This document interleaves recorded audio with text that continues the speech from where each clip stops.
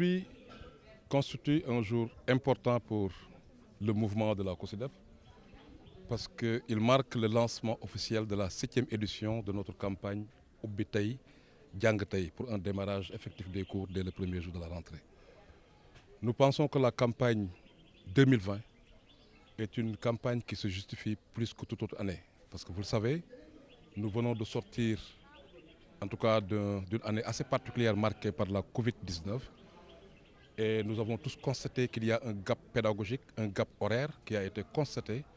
Et pour les élèves candidats, les 551 000 qui ont repris juste pour 3 mois, pour 1 mois et demi, mais aussi pour les 3 millions d'élèves qui sont dans des classes intermédiaires et qui n'ont pas eu une offre complète par rapport à la situation. Par conséquent, nous considérons évidemment que l'année 2020-2021 devra être une année pleine. Une année pleine où on ne perdra pas du tout de temps pour faire en sorte évidemment que les enfants puissent avoir les compétences minimales, les seuils minimaux de compétences à installer pour évidemment faire face à ces genres de développement. Mais ça, pour le faire justement, nous pensons qu'il y a 3 moments essentiels en termes de gestion du temps d'apprentissage. C'est le démarrage de l'année qu'il faut réussir et c'est le déroulement de l'année qu'il faut aussi garantir de sorte qu'il y ait une stabilité durant l'année scolaire.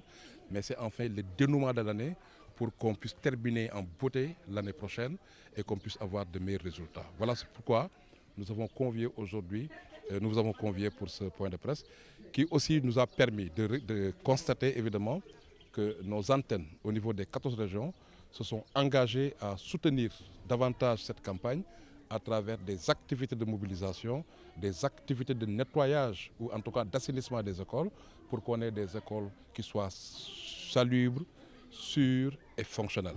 Ça donc c'est un engagement de la part des antennes locales qui le feront en rapport avec les autorités locales, ça veut dire les autorités administratives, les autorités académiques et les autorités politiques. Au niveau national, nous sommes accompagnés par les associations de jeunes, notamment les éclaireuses du Sénégal, qui sont implantées sur l'ensemble du territoire et qui ont décidé aussi de mobiliser toutes leurs unités au service de la campagne Ubbi Tay Jàng Tay. Nous avons aussi le service civique national qu'on ne présente plus, qui en termes d'assainissement des écoles est considéré comme étant un champion. Et de ce point de vue, ils mettront à notre disposition des volontaires pour évidemment accompagner l'assainissement de nos écoles, en plus du ministère de l'Éducation et des organisations d'enseignants et des associations de parents d'élèves autour. Pour ce qui est de la faisabilité de Ubbi Tay Jàng Tay, nous pensons qu'il y a juste un mouvement d'ensemble qui doit pouvoir se faire. Chacun devant faire face à ses responsabilités. Chacun a un pouvoir, une parcelle de responsabilité qu'il faudra évidemment véritablement soutenir.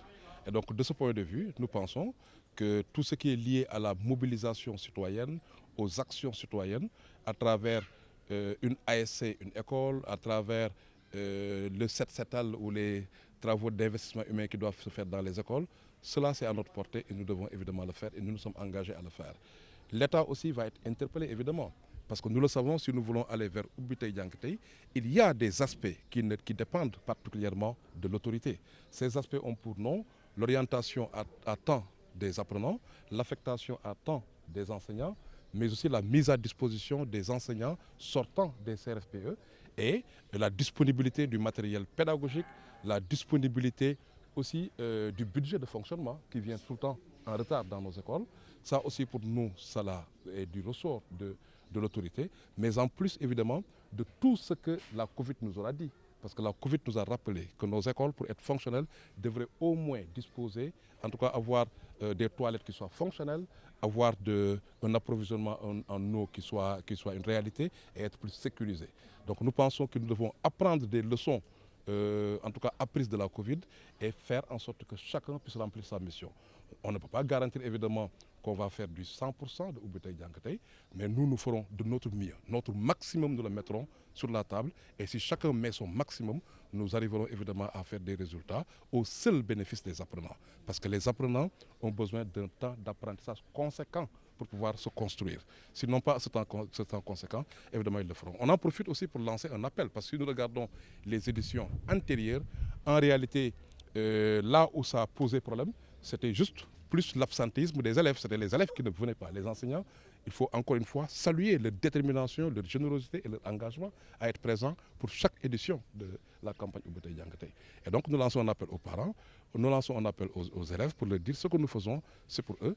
Et donc eux aussi devraient être dans les meilleures dispositions pour que le 12 novembre, qu'ils soient dans les classes, qu'ils soient à l'école. C'est ça qui pourrait leur permettre de ne pas perdre une seule seconde parce qu'ils ont besoin d'avoir un temps plein pour 2020-2021.